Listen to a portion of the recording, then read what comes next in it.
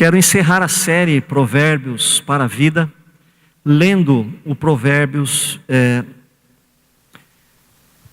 não posso chamar de capítulo, porque Provérbios não tem capítulos. Qualquer poesia não tem capítulo, certo? Mas, como nós aprendemos sempre, capítulo então 25, versículo 28.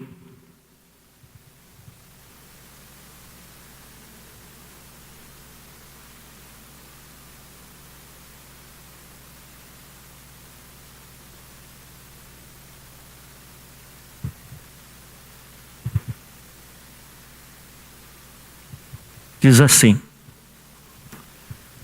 como cidade derribada que não tem muros, assim é o homem que não tem domínio próprio.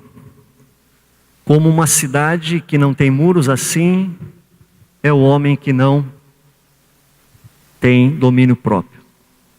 Queria conversar com os irmãos hoje, na verdade, uma conversa e não uma mensagem ou uma pregação, mas uma conversa. E esse texto eu trouxe também numa outra tradução. Quem não sabe se controlar é tão sem defesa como uma cidade sem muralhas. E mais uma ainda, a mensagem, ela diz assim: quem não tem autocontrole é como uma casa com as portas e janelas caídas. Obviamente que o provérbio para a vida nesta noite, o tema é o domínio próprio. Quem aqui não tem uma experiência de não ter domínio próprio? Todos nós temos uma experiência de não ter domínio próprio. Eu me lembro que certa vez eu subi aqui a Avenida General Carneiro, sempre morei na região oeste de Sorocaba, e naquela época a avenida tinha muitos retornos, hoje não tem nenhum. Se você quiser fazer retorno na General Carneiro, você tem que pegar uma via transversal, dar a volta e depois atravessar no semáforo. E aí tinha um carro no meio ali do retorno, próximo ao antigo SESI, ali o mercado, e eu parei na faixa da esquerda porque ele estava meio embicado para frente e meio embicado para trás, atrapalhando tanto quem passava no sentido daqui para lá, quanto de lá para cá. E quando eu parei, a pessoa que parou atrás, eu acho que ela deve ter tido algum tique nervoso ou algum ataque ali, que o braço dela ficou grudado na buzina. E eu fiquei espantado, com o tamanho daquela buzina. Geralmente a buzina é bip bip, mas aquela buzina era longa. Não sei se o carro era diferente ou não. E tudo bem, fazer o quê?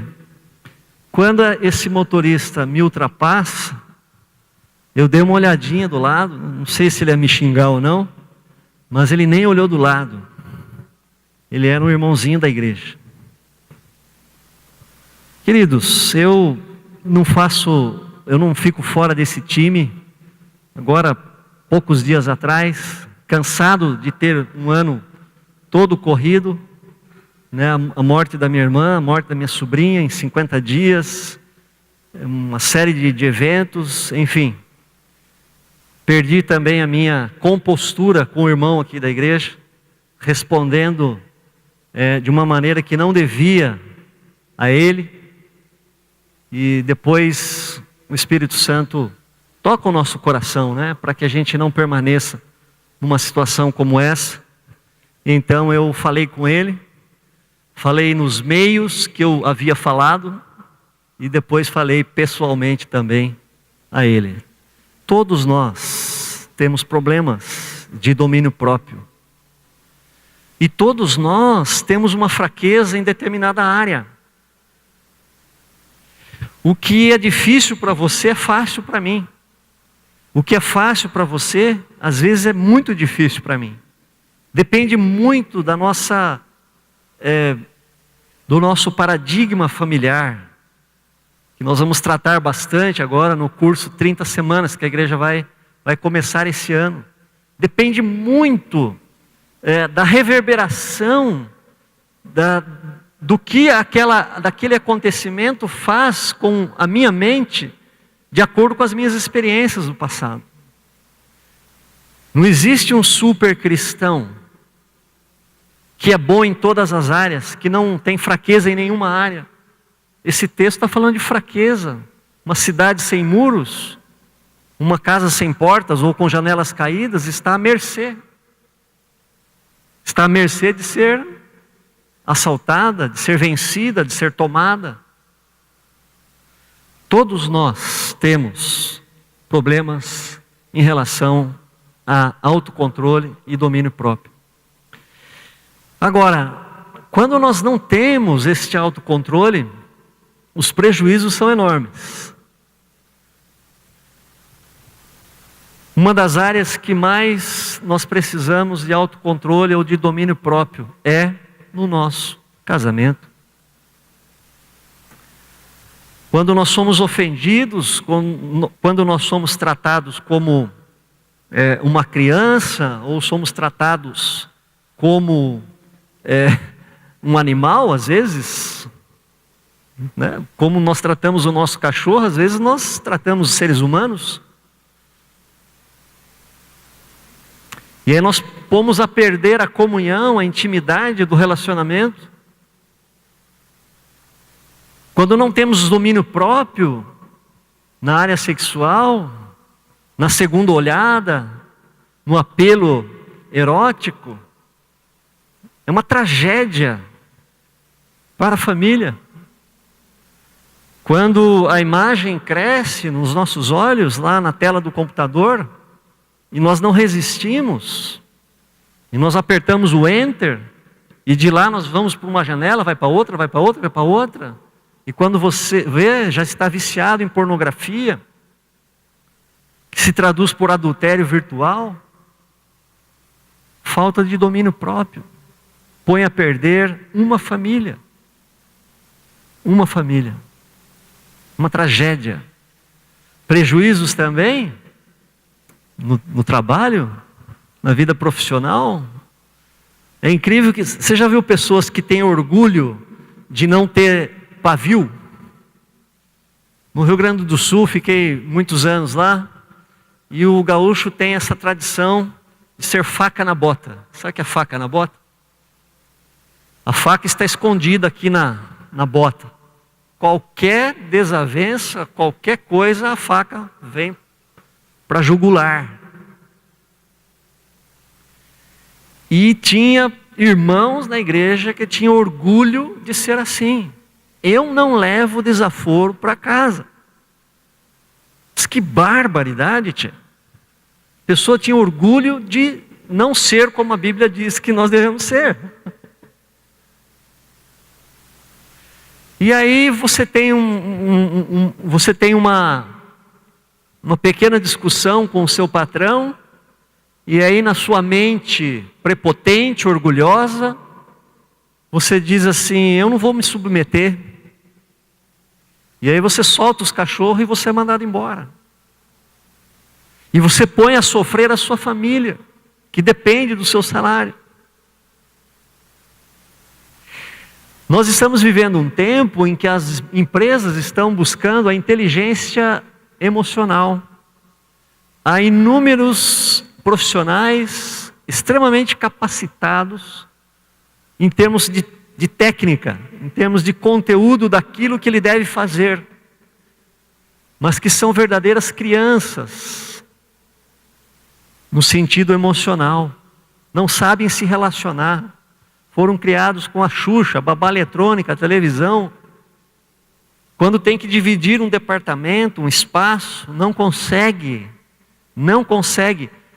Eu vou dar um conselho aqui para quem é pai agora. Quem é pai tem criança na idade que eu tenho. Uma de 12 e uma de 7. Deixem as suas filhas, os seus filhos se relacionarem. Eu incentivo as minhas filhas a se relacionarem.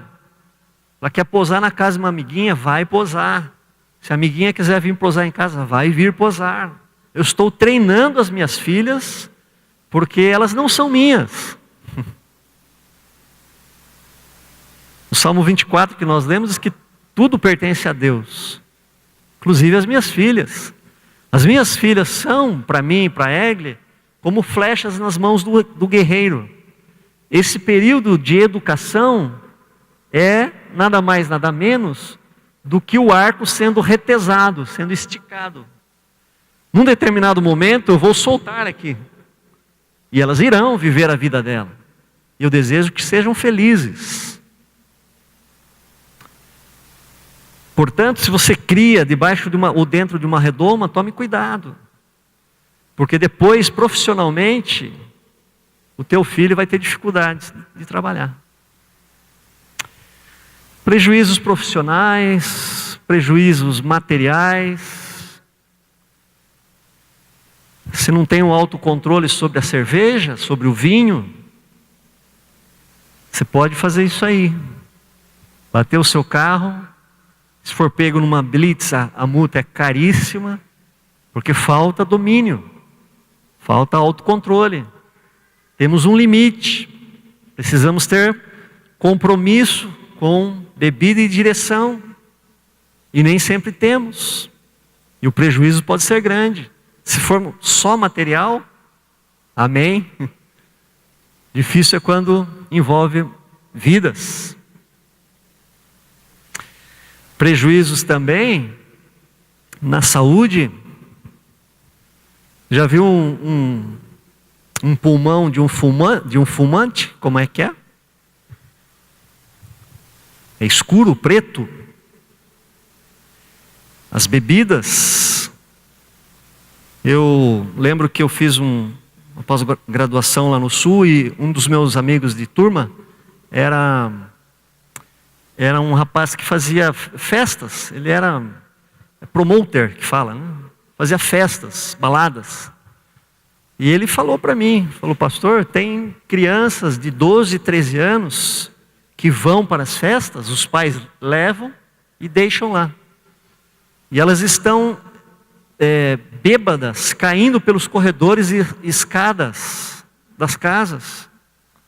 E aí fazem o que quiser com essas adolescentes. A droga que mata, só mais uma vez, segunda vez, terceira vez, falta esse autocontrole, domínio próprio. Prejuízos para a nossa vida. Por que é tão difícil ter domínio próprio? Você já se perguntou por que é difícil ter domínio próprio? Eu vou explicar nessa noite para você.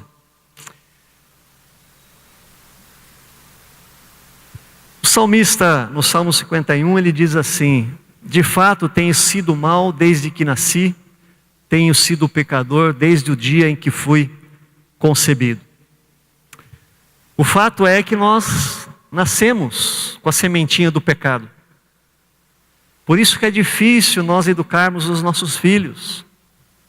Os nossos filhos são anjinhos, na beleza, na graciosidade. Mas eles têm uma mentezinha que maquina o mal. Eles são assim. Nós não ensinamos as nossas crianças a fazerem as coisas erradas. Mas elas automaticamente crescem sendo desobedientes. Por causa disso, a Bíblia chama isso aí do quê? Na teologia, pecado original. Pecado de Adão, passa de pai para filho. E o apóstolo Paulo chega à conclusão lá em Romanos que nós somos escravos do pecado, ou éramos, né? Está no passado aí. E ele vai dizer o seguinte, em relação à natureza humana, essa que cresce, que nós nascemos com ela, que o salmista diz no Salmo 51. Ele diz assim: pois não faço o bem que quero, mas justamente o mal que não quero fazer é que eu faço. Paulo, nesse caso, ele está se referindo o quê?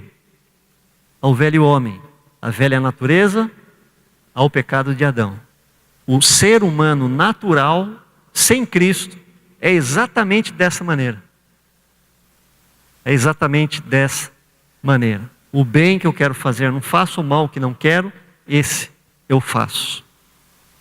Então, nós chegamos à conclusão que o domínio próprio é difícil, por quê? Porque é um mal congênito. Nós nascemos com ele, fomos gerados com ele, nós crescemos com ele.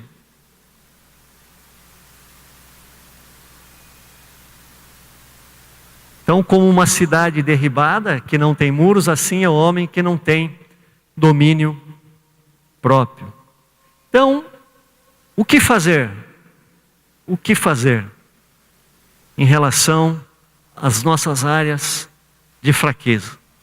Temos alguns caminhos, claro, a Bíblia nos orienta a respeito disso. Ela diz assim: mas o fruto do Espírito é amor, alegria, paz, longanimidade, benignidade, bondade, fidelidade, mansidão e domínio próprio. Portanto, domínio próprio é fruto do Espírito Santo. Mas o Espírito de Deus produz o amor, a paz, a alegria e também o domínio próprio. Ora, queridos, Paulo diz que se alguém não tem o Espírito Santo, se alguém não tem o Espírito de Cristo, esse tal não é dele. O que isso significa? Significa que para que o domínio próprio seja manifestado, nós precisamos ter o Espírito. Agora, se não temos o Espírito, nós não somos de Cristo. Então, para termos o domínio próprio, Paulo está dizendo: vocês precisam estar em Cristo, vocês precisam ser de Cristo. Quando nós cantamos aqui, Jesus Cristo mudou o meu viver, é isso. Ele mudou a nossa maneira de viver para que nós tenhamos agora esse domínio próprio. Um fato que ilustra bem essa questão do domínio próprio como fruto do Espírito é que ele é uma questão de natureza. Você pode pedir para que o porco se mantenha limpo? Sim ou não? Você pode exigir que o gato seja lambuzado e barrento? Você pode exigir que o gato seja sujo? Por quê? Por causa da natureza. O porco, aliás, quando você quer dizer que o negócio está mal feito, está sujo, você fala que porcalhada, né? Que porcalha, que porco, que serviço de porco, espírito de porco. É a natureza do porco. Ele não pode ser limpo. E o gato não pode ser sujo. O gato gosta de água. O gato gosta de barro. Não gosta. É natureza. Portanto, o antídoto para vencermos a falta de autocontrole, de domínio próprio que desgraça a nossa vida, porque o domínio próprio desgraça a nossa vida, pomos a perder uma carreira, pomos a perder uma família, pomos a perder um casamento de 20, 30, 40 anos. Pomos a perder uma vida.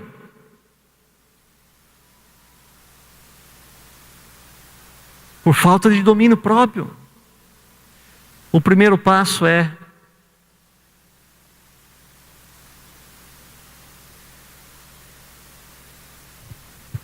permitir que Deus faça uma transformação em nosso coração. A Bíblia diz: mas graças a Deus, porque outrora escravos do pecado. Essa natureza pecadora que nós nascemos, ela deve ser substituída por uma nova natureza, que manifesta agora o fruto do Espírito. Paulo diz Contudo, viestes a obedecer de coração a forma de doutrina a que fostes entregues. O que a Bíblia diz sobre esse fato? A Bíblia chama isso aí do quê? A Bíblia chama isso de novo nascimento. O novo nascimento, queridos, é essa troca de natureza. Aquela natureza que você tinha, que eu tinha, era escrava do pecado. O domínio próprio não faz parte dessa vida. Aliás, não estamos nem preocupados em nos dominarmos. Queremos mais fazer o que a nossa carne deseja. Aliás, a televisão tem sido mestra nisso. A televisão, principalmente a Rede Globo, ela coloca como auge de todas as coisas essa liberdade. Você tem que fazer o que você quiser. Você tem que ser livre. E essa liberdade que a televisão coloca para nós, na verdade, é uma escravidão. Então, o primeiro passo é uma questão de nascer de novo. Se você falar para uma pessoa, olha, você não pode ser assim, você não pode fazer isso, se o Espírito Santo não habitar nela, se o Espírito de Cristo não estiver nela, se o coração dela não foi regenerado, ela não vai conseguir jamais. Porque ela não tem natureza, ela não tem propensão, ela não tem condição. Ela vai fazer aquilo que lhe é natural. E o natural é fazer a coisa errada, por causa da natureza pecadora. Primeiro passo, nascer de novo. E eu quero dizer para você que quem não nascer de novo não pode entrar no reino de Deus. Esta é uma obra exclusiva de Deus. Hoje pela manhã, na nossa gincana que foi vencida pelos homens, finalmente, todos os últimos anos, os jovens estavam ganhando, hoje os homens venceram. Caiu uma pergunta para as mulheres: do que o Espírito Santo convence? Na hora as mulheres responderam: do pecado, da justiça e do juízo. O novo nascimento, essa conversão, essa regeneração, esse trocar de coração, é como se você tirasse o coração do gato e colocasse no porco. O porco teria a mesma aparência, mas as atitudes dele seriam do gato. Seriam diferentes. Ele seria um animal limpo. Esse trocar do coração é uma obra do Espírito Santo, é uma obra de Deus, uma obra que está além de você. Você precisa tão somente clamar e falar: Senhor, ajuda-me, ajuda-me, eu preciso desse novo coração. A minha vida está indo de mal a pior, não estou conseguindo sustentar a minha vida, minha família. O bem que eu quero fazer eu não faço, eu preciso ser livre, eu preciso dessa liberdade que Cristo nos dá. Abrir o nosso coração e clamar: Jesus, entra na minha vida e faz essa mudança necessária. Esse é o primeiro passo. Sem isso nada vai acontecer. Mas nós temos também uma questão. Então você recebeu Jesus, você creu em Jesus, puf. É um passe de mágica? Tudo vai ser diferente? Da noite para o dia? Não, não é assim. É um processo de transformação. E nesse processo de transformação é necessário que você tenha participação. Se você não tem absolutamente nenhuma participação na tua conversão, no teu processo de maturidade, de crescimento espiritual, de santificação, você tem sim participação. Vamos ver. E não vos embriagueis com o vinho no qual há dissolução, mas enchei-vos do Espírito. Nós teremos agora, na semana que vem, já vou explicar isso aí, uma campanha de 5 semanas. Você recebeu aqui o seu encarte, 5 semanas. de jejum e oração. Você pode fazer, ou você pode não fazer. Se você fizer, você vai crescer espiritualmente. Você vai receber de Deus algo novo. Porque você vai se consagrar mais a Deus. Você vai se aproximar mais de Deus. E ao nos aproximar da luz, a luz mostra as falhas e os defeitos, e nós temos possibilidade de limpeza, de ficarmos mais diferentes. Mas você pode não participar e continuar no mesmo nível espiritual que você está. Enchei-vos do Espírito. Você pode encher-se do Espírito ou encher-se de vinho, de bebida e de outras coisas que podem prejudicar a sua vida. É uma decisão sua. Há pessoas que se convertem e se mantêm as mesmas durante 50 anos, quase, com pouquíssima diferença. Posso falar uma coisa aqui? Não quero ofender ninguém, se passou por esse processo. Mas às vezes a pessoa troca uma mesa de bar por um banco de igreja. Só isso às vezes. Não muito mais do que isso. É muito pouco. É muito pouco. Paulo diz: andai no Espírito e jamais satisfareis a concupiscência da carne, esse desejo exagerado da carne. Então, queridos, esta é uma atitude sua, é uma atitude minha. Eu preciso desejar isso, eu preciso querer, eu preciso olhar para o ano passado, para o ano retrasado, para 5, 10 anos atrás, e ver que a minha vida espiritual, estou num nível de maturidade maior. Paulo diz, não que eu tenha alcançado, mas prossigo para o alvo. E o alvo seu e meu é um só. É muito simples. Você foi eleito por Deus, escolhido por Deus, para um propósito, para ser parecido com Jesus. Romanos 8, 29. Então está na sua mão. Está na sua mão. Hoje pela manhã eu desafiei a igreja e desafio novamente. Me perdoe, não quero, por favor, não quero ofender e pressionar ninguém aqui. Mas Jesus é muito sublime. Jesus é muito sublime para que nós sejamos tão somente cristãos consumistas. O cristão consumista é aquele que vem só para receber, para consumir. Todos nós que estamos aqui nesta noite, se temos o Espírito Santo, temos no mínimo um dom, no mínimo um dom. E Deus quer que você use este dom no corpo, na família dele, que é a igreja. A parábola dos talentos é exatamente isso. E você conhece. Então é uma decisão humana. Isto é uma decisão humana. O domínio próprio você adquire nessa vivência de crescimento. O segundo passo é exatamente isso. É a tua devoção. É a tua prática espiritual. É a tua proximidade de Deus. É a tua intimidade com Cristo. É o quanto você o ama e o quanto você deseja agradá-lo. É isso.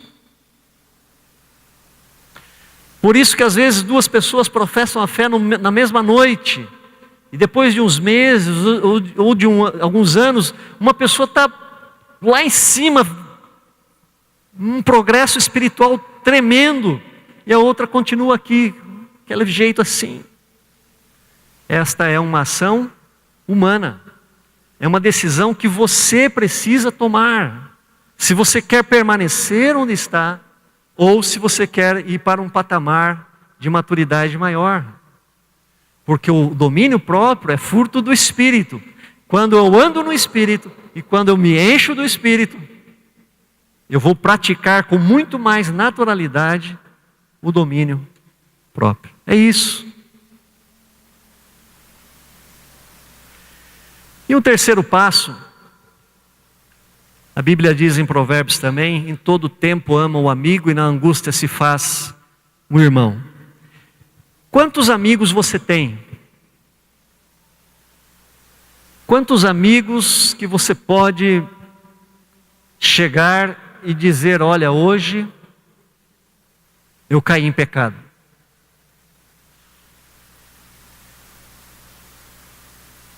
Aquele incidente que eu tive no final do ano aqui, que eu magoei o irmão, eu falei para várias pessoas: puxa, fiz isso, que barbaridade, que meninice. Falei para várias pessoas. Quantos amigos você tem que você pode rasgar o seu coração? Que você pode confessar pecados?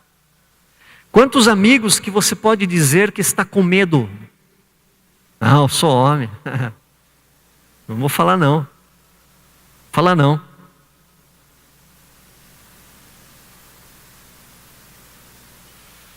Uma das maneiras que Deus trabalha em nossa vida, queridos, no nosso crescimento espiritual e na nossa maturidade espiritual, é quando nós caminhamos com pessoas que somam na nossa vida, que nos fazem crescer, que nos chamam a atenção. Mas você sabe que não chama atenção por chamar, porque te ama, porque quer o seu bem. Tem pessoas que falam coisas para nós que as pessoas que querem fazer média não falam. E são pérolas de Deus, é a voz do Espírito tocando a nossa consciência. Caminhar com pessoas que trazem edificação, isso é importante para nós, para o nosso crescimento. Isso chama-se também, em outras palavras, discipulado. Você vai caminhando junto com pessoas que te constroem e não que te jogam para baixo. E não que te levam para o buraco, e não que desestimulam você. Esta semana eu fiz uma mentoria com um pastor, e ele simplesmente queria abrir o coração para falar um pouquinho do momento que ele estava vivendo, só isso. Ele queria saber se isso era anormal ou se não era, E eu disse para ele: isso aí faz parte, querido. Siga em frente. Levanta a cabeça, vai em frente. Nós somos assim. E a renovação vem no caminhar, na nossa espiritualidade, devocionalidade. Deus nos levanta novamente. Então o terceiro passo é você ter amigos verdadeiros. Nem que seja um, mas que você confia e que você abre o coração e que você compartilha a sua vida sem medo e com confiança. Essa é uma atitude também tua. Você pode se fechar no teu gueto, ou você pode buscar amigos. Está nas suas mãos. E eu quero fechar então a reflexão dessa noite, citando aqui a visão do livro O Maravilhoso e Bom Deus, que num determinado capítulo, ele traça muito bem como nós, de fato, conseguimos mudar o nosso comportamento. Porque domínio próprio é comportamento. Domínio próprio é comportamento. É uma questão comportamental. Ou tenho ou não tenho, ou tenho mais ou menos, ou tenho quase sempre, ou nunca tenho. E ele diz: nós mudamos o nosso comportamento quando nós unimos 3 lados da nossa vida importante. E ele coloca um triângulo e ele diz: primeiro é a mudança de paradigma. Paulo diz: transformai-vos pela renovação da vossa mente. Nós nascemos, trazemos a nossa educação familiar, trazemos a nossa cosmovisão, trazemos a nossa personalidade, o nosso temperamento, e assim nós interagimos com o meio. Quando nós temos contato com a palavra de Deus nos confronta, Deus nos dá um novo coração, um novo paradigma, um novo pensamento, uma nova mente, um novo caminho. A Bíblia chama de conversão. Mudanças de paradigmas interiores. Muda o nosso coração, vai mudar a nossa mão, vai mudar o nosso olhar, vai mudar o nosso ouvir. Afinal, a boca fala do que está cheio o coração. Nascer de novo. Segundo, quando nós desenvolvemos as disciplinas espirituais. Quando nós praticamos o jejum, quando nós nos consagramos a Deus, quando nós mantemos uma vida de oração, quando nós mantemos uma vida de simplicidade, quando nós mantemos uma vida de gratidão, de adoração, de serviço, quando nós desenvolvemos as disciplinas espirituais, nós vamos criando músculos. É como frequentar uma academia. Nós vamos ficando fortes. Terceiro lugar que eu falei é quando nós caminhamos com pessoas discípulas de Jesus, que constroem junto conosco, caminham junto conosco e que no momento certo nos corrigirão segundo a palavra de Deus. Quando nós juntamos essas três forças, a principal mudança de paradigma, quando mantemos a nossa espiritualidade, quando nós caminhamos com a família da fé, com pessoas que nos apoiam, nós de fato somos transformados. Porque acima de tudo nós temos dentro de nós o Espírito de Cristo. E o Espírito produz amor, paz, alegria, e domínio próprio.